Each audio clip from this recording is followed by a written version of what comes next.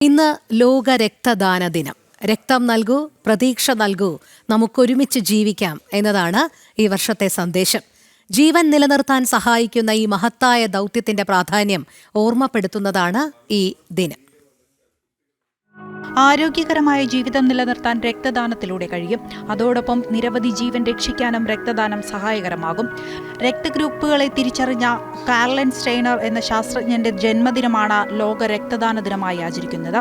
2005 മുതലാണ് ലോകാരോഗ്യ സംഘടന ലോക രക്തദാന ദിനം ആചരിച്ചു തുടങ്ങിയത്.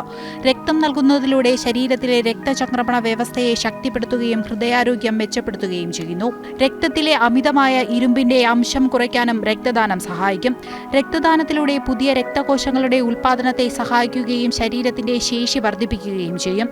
രക്തദാനത്തിന്റെ പങ്കിനെക്കുറിച്ച് അവബോധം സൃഷ്ടിക്കുക, സമൂഹത്തോടുള്ള അനുകമ്പ എന്നിവയുടെ മൂല്യങ്ങൾ പ്രോത്സാഹിപ്പിക്കുക, സ്ഥിരമായ ദേശീയ രക്തദാന പദ്ധതികളിൽ നിക്ഷേപം നടത്താൻ സർക്കാരുകളോട് ആഹ്വാനം ചെയ്യുക എന്നിവയാണ് ലോക രക്തദാന ദിനത്തിന്റെ ലക്ഷ്യം. ആരോഗ്യമുള്ള ഏതൊരാൾക്കും രക്തം ദാനം ചെയ്യാനാകും. 18-നും 65-നും ഇടയിൽ പ്രായമുള്ളവർക്ക് രക്തം ദാനം ചെയ്യാനാകും. രക്തത്തിലെ ഹീമോഗ്ലോബിന്റെ അളവ് 12.5% കുറയരുത്.